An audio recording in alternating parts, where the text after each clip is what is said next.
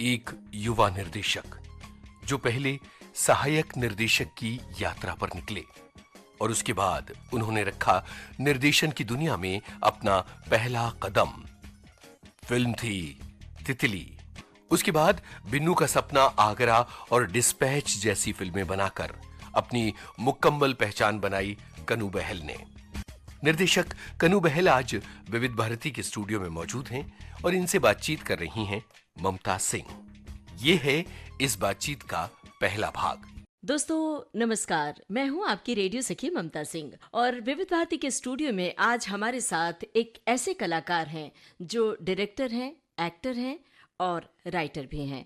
उनका नाम है कनू बहल। कनू बहल जी, विविध भारती के स्टूडियो में आपका बहुत बहुत स्वागत है। नमस्कार। जी नमस्कार, धन्यवाद मुझे यहाँ पर बुलाने के लिए। कनू जी, आपके बारे में जब मैं खोजबीन कर रही थी तो हमें पता चला कि आप आरजे रह चुके हैं। तो आरजे होना एक अलग तरह का एक्सपीरियंस होता है, तो आरजे वाला अनुभव पहले साझा कीजिए। रेडियो से किस तरह का आपका जुड़ाव रहा है, दोनों बातें बताइए। जी आपने बहुत पुरानी बात बिल्कुल खोल दिए, निकाल दिए। जी। मेरा आरजेइंग से संबंध जुड़ा जब मैं करीब 20 साल का था। अच्छा। दिल्ली में मैं पढ़ रहा था और तैयारी कर रहा था अपने फिल्म स्कूल के एग्ज़ाम की और थोड़ा बहुत फिगर कर रहा था कि मुझे जीवन में करना क्या चाहता हूँ। तो उन दिनों में बहुत सारी अलग अलग चीज़ें ट्राई कर रहा था। मैंने थोड़ा एडवर्टाइजिंग भी ट्राई किया, कॉपी राइटिंग ट्राई किया, थोड़ी सब चीज़ें करके देख रहा था कि मुझे किस चीज़ में इंटरेस्ट आता है। तो उसी के चलते चलते, क्योंकि मेरे फादर खुद एक्टर थे, Lalit national Behl. School of drama से जुड़े रहे थे और उन्होंने भी थोड़ा कुछ रेडियो किया था। तो कुछ मुझे ऐसा एक सजेशन मिला कि रेडियो भी ट्राई करके देखो। तो मैं ऑल इंडिया रेडियो गया दिल्ली और वहाँ जाके मैंने अपना जो छोटा एग्ज़ाम लेते हैं वो दिया। फिर ऑडिशन। ट्रेनिंग वेनिंग हुआ मेरा 2-3 महीने का और उसके बाद मैं जुड़ गया एफएम गोल्ड के साथ दिल्ली में। जी। वहाँ मैंने करीब 2-2.5 साल आरजे किया और मेरे जीवन का बहुत सुंदर क्षण वहाँ के और ऐसी मेमोरीज हैं जो मुझे हमेशा याद रहती हैं। मेरा सबसे पहला प्रोग्राम होता था सुबह का, तो मैं 4:30 अपने घर से निकलता था और 5 बजे तक रेडियो स्टेशन पहुँच जाता था और आधा घंटा रोज़ जल्दी पहुँचता था। हालांकि स्टेशन 5:30 खुलता था और अनाउंसमेंट 5:30 होती थी, बट मैं आधा घंटा पहले अकेला सुबह बैठ के क्या बात। म्यूज़िक सुनता था। तो वो कुछ मेमोरीज जो मेरे जीवन की बहुत स्पेशल है, वो अकेला आधा घंटा गुजारना पुराने बहुत सारे सुंदर गानों के साथ मेरे लिए बहुत स्पेशल था। जी। तो वहाँ मैंने 2-2.5 साल किया। उसके बाद फिर मैं जब फिल्म स्कूल गया कलकत्ता, वहाँ भी मैंने 2-2.5 साल और आरजे किया उसके बाद। क्या बात है। ये अनुभव बिल्कुल अनोखा और अलौकिक होता है, जो आपने कहा ना, अकेले स्टूडियो में बैठना। जी। हम सबका अनुभव साझा है ये, जी। कि स्टूडियो में बैठकर तेज आवाज में गाने सुनना और उसे महसूस करना, जी। उस संगीत की धुनों को, स्वर लहरियों को महसूस करना बड़ा ही अलग अनुभव होता है। और श्रोता सुन रहे हैं आपकी बात, हमें लगता है उन्हें ये बात बड़ी अच्छी लगेगी। तो क्या उन दिनों को याद करते हुए कोई गाना सुनवाना चाहेंगे अपने श्रोताओं को?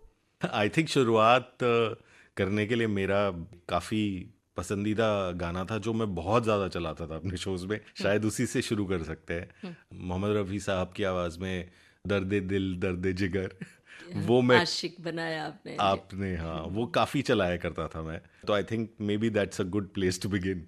जी। अब हम ये जानना चाहते हैं कि फिर ये तो आरजी का सफ़र आपका हुआ और रेडियो से जुड़े और संघर्ष के दिन थे। फिल्मी दुनिया में कैसे कदम रखा आपने? जी फिल्मी दुनिया से एक तरह से मैं काफ़ी शुरू से जुड़ा रहा ही हूँ। बम्बई की फिल्मी दुनिया से इतना नहीं, बट मेरे माता पिता खुद दोनों एक्टर थे। मेरी मदर पढ़ाती थी department of theatre and television, Punjabi university Patiala. वो प्रोफेसर थी और थिएटर ही पढ़ाती थी और एक्टिंग ही पढ़ाती थी। और मेरे फादर, जैसा कि मैंने कहा, नेशनल स्कूल ऑफ ड्रामा से जुड़े हुए थे, रेपर्टरी कंपनी के साथ उन्होंने जी। काम किया था। तो थोड़ा सा मैं माहौल में बड़ा हो ही रहा था। जी। और फिर धीरे धीरे थिएटर से मेरे माता पिता टेलीविज़न की तरफ आना शुरू हुए। ये अर्ली 90s की बात है, जब टेलीविज़न का बूम थोड़ा शुरू हुआ था और दूरदर्शन काफ़ी अच्छा काम करना शुरू किया था उस समय। तो उन्होंने थोड़ा टेलीफिल्म्स बनाना शुरू किया। उसमें मैंने बहुत अर्ली उम्र में, ऑलमोस्ट 12-13 साल की उम्र में थोड़ा बहुत एक्टिंग कराना उन्होंने मुझे शुरू कर दिया, असिस्ट करना शुरू कर दिया। अच्छा। तो पहले मेरा जो 12 से 15-16 तक की उम्र थी, 3-4 साल, वो मैंने बहुत ज़्यादा काम किया। मतलब स्कूल होता था और स्कूल के बाद भी उधर ही घर में ही कुछ ना कुछ चल रहा होता था जिसका जी। हिस्सा मैं होता था। या फिर अगर छुट्टियां होती थी तो मेरे लिए छुट्टियां नहीं होती थी। छुट्टियों का मतलब होता था मैं उनके साथ एक्टिंग। काम कर रहा हूँ, सीख जी। रहा हूँ, हाँ, हाँ। या तो असिस्ट कर रहा हूँ या एक्टिंग कर रहा हूँ। तो वो कुछ फॉर्मेटिव ईयर्स रहे मेरे, जहाँ मैंने बहुत बेसिक्स प्रिंसिपल्स बहुत जल्दी सीख लिए और देख भी लिया कि कितना मुश्किल होता है। बाहर से देख के बहुत आसान लगता है, लेकिन करने जाओ तो बहुत मेहनत का काम है, बिल्कुल। बहुत लंबे घंटे हैं, बहुत ज़्यादा मशक्क़त का काम है एक्चुअली। आई थिंक वो सब करके कहीं बहुत अर्ली एज पे मुझे ये समझ में आ गया कि ये आसान नहीं है और इसमें बाहर बाहर से ग्लैमर देख के नहीं घुसा जा सकता। एक्चुअली करने जाओ तो ये बहुत मुश्किल काम है। मुश्किल काम है, तो बिल्कुल। उसके चक्कर में हुआ क्या कि एज अ यंग चाइल्ड मैंने बोला ये सब मुझे नहीं करना, ये बेकार है, बड़ा काम करना पड़ता है हर समय। क्योंकि मैं रात को सो रहा होता था, बच्चा था, 2 बजे रात को मुझे उठाते थे, चलो शॉट आ गया। ओहो। तो नींद का कोई भरोसा नहीं, खाने का कोई भरोसा नहीं। और ये सब आप देख रहे हो, अपने माता पिता को देख रहे हो, 72 घंटे शूट चल रहा है बिना रुके हुए, शूट करते जा रहे हैं, शूट करते जा रहे हैं, जी। तो आई थॉट ये तो बहुत मुश्किल है, ये मुझे नहीं करना। और मुझे कहीं ना कहीं ऐसा भी लगा कि जितनी मेहनत ये कर रहे हैं शायद उतना फल मिल रहा है क्या, नहीं, ये सब सवाल मैंने पूछने जहन शुरू में आता किए। था। तो 2-3 साल फिर मैंने माता पिता को बोला कि मुझे नहीं करना, मैं कुछ और करूँगा। फिर मैं थोड़ा पढ़ाई पे ध्यान देने लगा।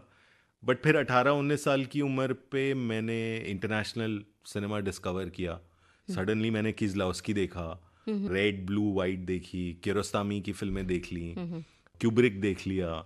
तो जैसे जैसे मैंने इंटरनेशनल सिनेमा डिस्कवर किया, मैंने कहा यार ये तो कुछ अलग ही है। अगर इस तरह का भी काम होता है तो फिर शायद मैं इंटरेस्टेड हूँ। और फिर आई थिंक कोइंसिडेंटली ये हुआ कि क्योंकि घर पे ही क्रिएटिव लोग थे तो मुझे बड़ी जल्दी ये भी पता चल गया कि अच्छा फिल्म स्कूल होता है। और मुझे ये समझ में आया कि अगर मैं फिल्में करना चाहता हूँ और अच्छे से बनाना चाहता हूँ तो मैं फिल्म की हिस्ट्री को पहले समझना चाहता हूँ। जी। मैं ये समझना चाहता हूँ कि अभी तक क्या हो चुका है, ताकि होपफुली जो मैं बनाऊं वो थोड़ा सा बात को आगे बढ़ाए या आगे लेके जाए। जी। मैं कहीं वही ना करता चलूं जो और सब कर चुके पहले हैं। हो चुका तो है। मेरा फिल्म हिस्ट्री में इंटरेस्ट था और मुझे ये पता था कि फिल्म स्कूल जाके आप देख सकते हो फिल्में और एक स्ट्रक्चर्ड वे में सिनेमा को सीख सकते हो। तो वो मुझे पता था। पता ये नहीं था कि पोस्ट ग्रेजुएट होता है। तो फिर मेरे को स्कूल के बाद पता चला, ओ अब तो ये तो 3 साल और वेट करना पड़ेगा, अभी जी। तो जा ही नहीं सकते। हाँ, हाँ। तो फिर मैंने 3 साल काटे, उसमें मैंने बहुत सारी और चीज़ें करी। जैसे कि मैंने आपको कहा रेडियो उसका एक हिस्सा था, बिकॉज मैं ये चाह रहा था कि मेरे को एंसिलरी नॉलेज सारी मिल जाए। मैं थोड़ा थोड़ा थोड़ा थोड़ा हर स्ट्रीम को समझ लूं, ताकि जब तक मैं फिल्म स्कूल जाने के लिए तैयार हूं मैं और एक्सपीरियंसेस जोड़ चुका हूं अपने आसपास। जी। तो वो 2-3 साल मैंने बहुत कुछ किया। ग्रेजुएशन किया साथ में बिजनेस एडमिनिस्ट्रेशन में। Again I try to pick up another facet there. मेरे को ऐसा नहीं था कि मेरा इंग्लिश लिटरेचर ही करना है या कुछ ऐसे ही करना है। मैंने सोचा मैं बिजनेस एडमिनिस्ट्रेशन करूंगा ग्रेजुएशन में, जी। ताकि थोड़ा वो भी मुझे समझ हो।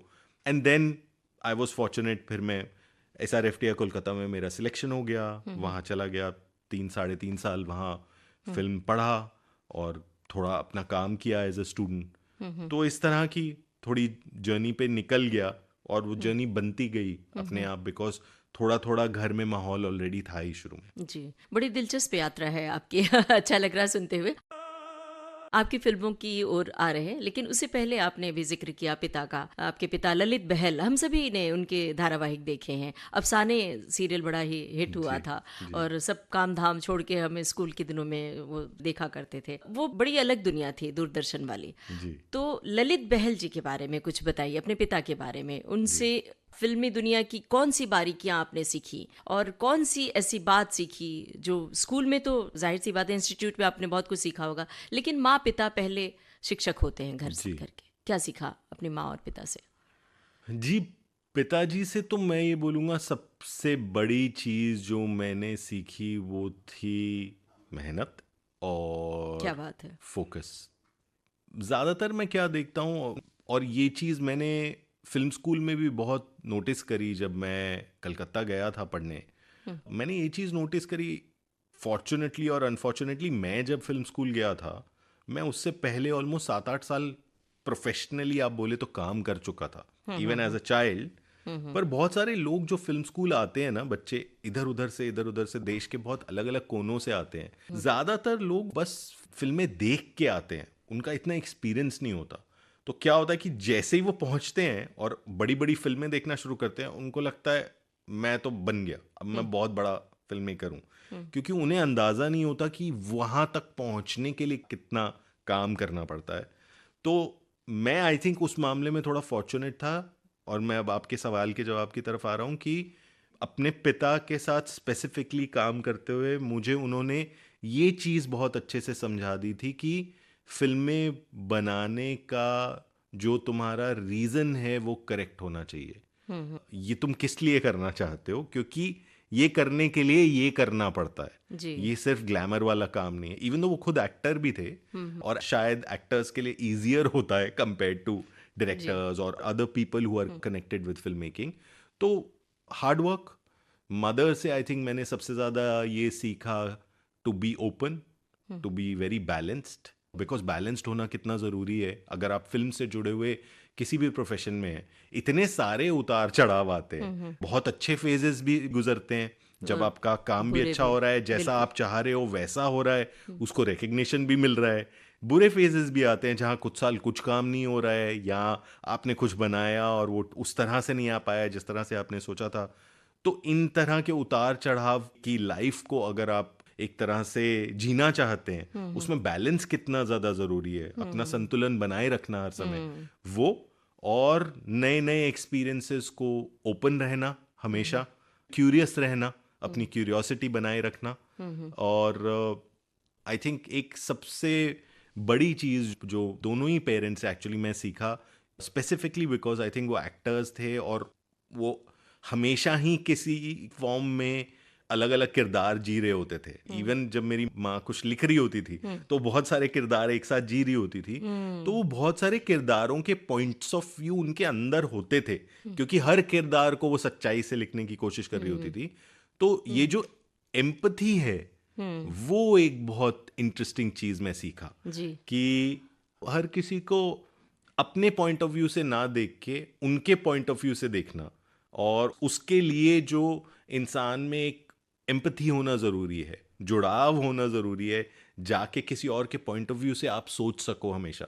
आई थिंक वो बहुत एक की लेसन बहुत अर्ली मुझे मिला इस वजह से। कनु जी, बड़ी अच्छी बात आपने बोली। माँ आपकी नवनींद्र बहल, जी आपने कहा कि वो लिखती थी तो बहुत सारे किरदार जीती थी। तो मुझे बिल्कुल अनुभव है कि जब हम कहानी लिख रहे होते हैं तो उस किरदार में बिल्कुल घुस जाते हैं और उसी किरदार के साथ रोते हैं, हंसते हैं। उस समय अगर कोई डिस्टर्ब करता है तो बड़ा गुस्सा भी आता है, कई बार झुंझलाहट ऐसा भी होता है। तो माँ का वो रूप कभी देखा आपने? हमेशा माँ का एक अच्छा ममतामयी रूप होता है, वो प्यारा सा रूप, गुस्से वाला रूप। थोड़ा सा बताइए हमारे श्रोताओं को।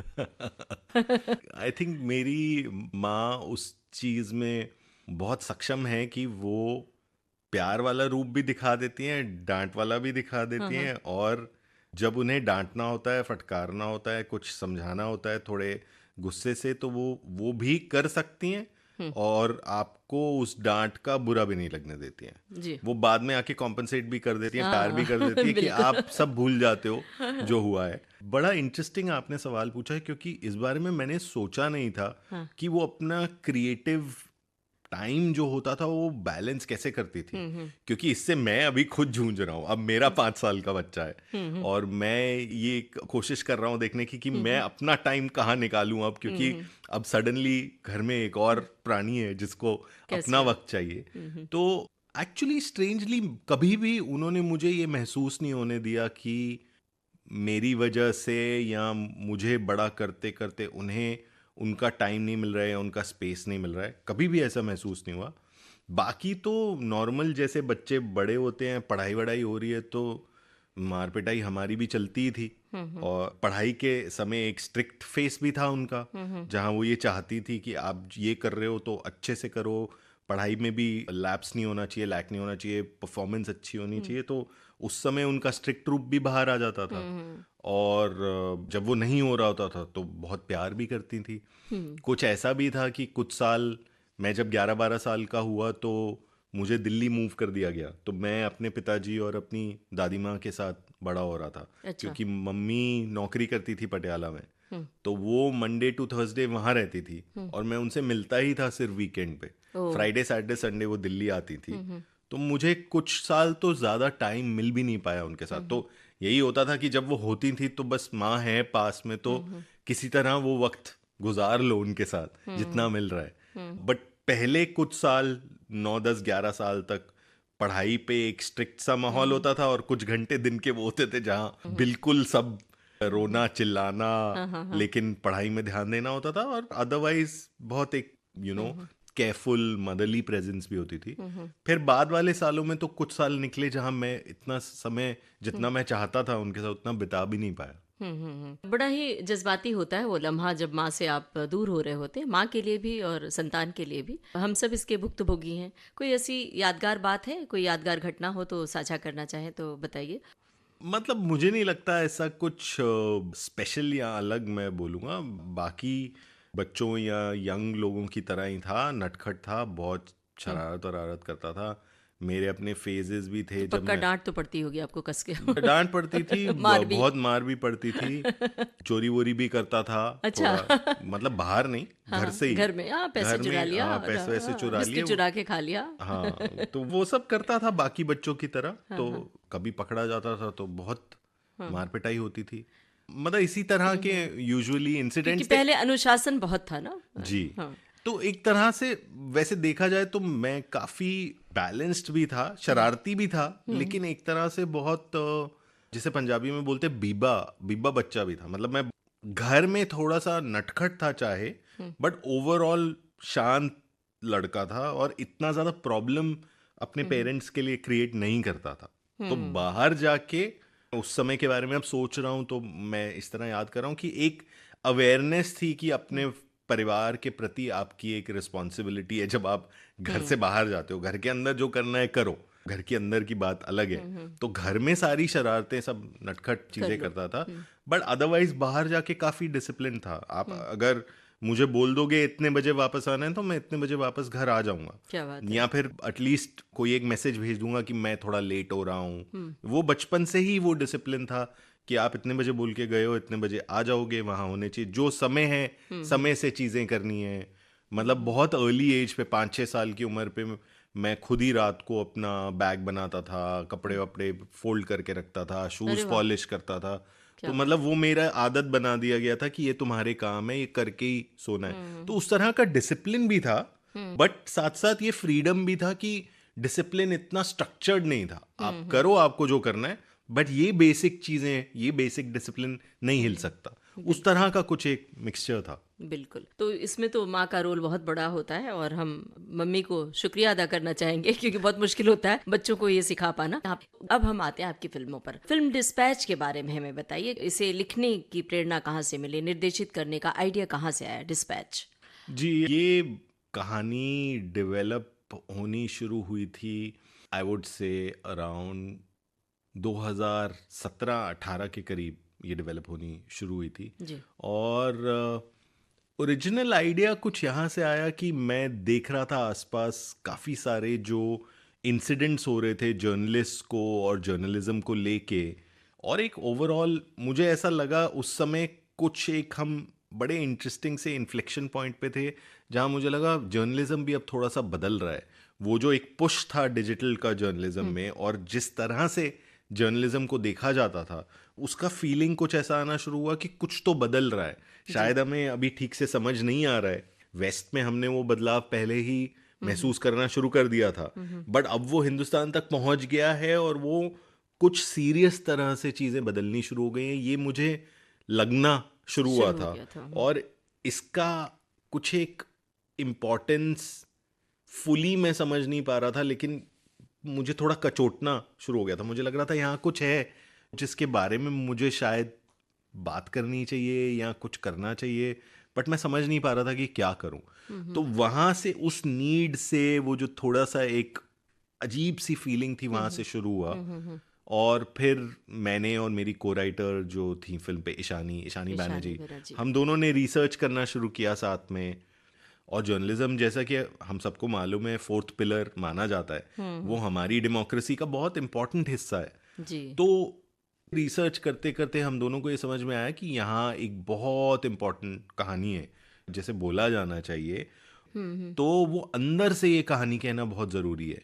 That's why we chose the character of Joy, जो हमारा मेन जर्नलिस्ट है, जो खुद करप्ट है, जो खुद जी। करप्ट है इन द सेंस कि वो अपनी छोटी छोटी छोटी छोटी नीड्स के लिए, उसको एक घर चाहिए, उसका एक अफेयर चल रहा है, उसको एक यंगर लड़की पसंद है, उसको अपनी किताब लिखवानी है, अपनी छोटी छोटी चाहतों के लिए वो एक के ऊपर एक के ऊपर एक के ऊपर एक कॉम्प्रोमाइज करता जाता है, और कॉम्प्रोमाइजेस करके वो अपने आप को एक ऐसी सिचुएशन में पाता है जहां वो कुत्ते की मौत मरता है। तो कहीं ना कहीं हम ये कहना चाह रहे थे कि अगर हम अंदर से ये बनते जाएंगे और अगर हम इंडिविजुअल की रिस्पॉन्सिबिलिटी को अनदेखा कर देंगे और अपनी एज एन इंडिविजुअल रिस्पॉन्सिबिलिटी को अपने जीवन के मुश्किलातों से जूझने के पीछे छुपाने की कोशिश करेंगे या उनके पीछे जाके छुपेंगे, तो हम सबके साथ यही होगा।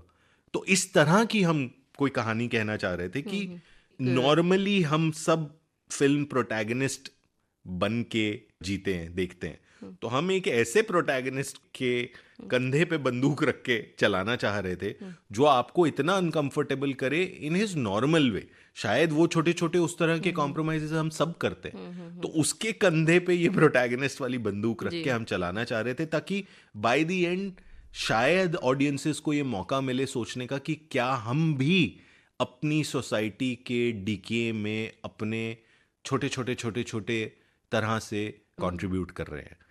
क्या सिर्फ इतना आसान है ये बोलना कि दुनिया खराब होती जा रही है, पर उसी दुनिया में हम भी रहते हैं, हमारा क्या रोल है उस दुनिया का बनने में? इस तरह का हम कुछ डिस्पैच के थ्रू बात करना चाह रहे थे। और बड़ी कुशलता से दिखाया है, पत्रकारिता की जटिलताएं सामने आई हैं और पत्रकारिता के बहुत सारे पहलू को उजागर किया है, और हमें लगता है हम सबको देखनी चाहिए फिल्म। इसमें जो मुख्य भूमिका निभाई है मनोज बाजपेयी जी ने, तो एक पत्रकार है जिसमें वो अपनी पत्नी को छोड़ देता है, फिर नई प्रेमिका को चुनता है, वगैरह वगैरह। तो मनोज बाजपेयी जी से एक्टिंग करवाना आपके लिए कितना मुश्किल रहा, इतना गजिन रोल को कितना आसान रहा, उनसे जुड़ी हुई कोई खास बात बताइए श्रोताओं को। उनके साथ काम करना बिल्कुल भी मुश्किल नहीं है, बहुत ही एक्सपीरियंस्ड कलाकार हैं, बहुत ही एक्सपीरियंस्ड एक्टर हैं, बहुत सारी फिल्में कर चुके हैं और इतनी सेमिनल फिल्में वो कर चुकी हैं जो हिंदुस्तानी सिनेमा के इतिहास का हिस्सा बन चुकी हैं। तो बहुत ही ज़्यादा एक्सपीरियंस एक्टर हैं, मैं उनसे क्या ही अलग एक्टिंग करवाऊंगा। वो आए, उन्होंने किरदार के साथ जो करना था वो किया, और काफ़ी कोलैबोरेटिव एक्सपीरियंस रहा।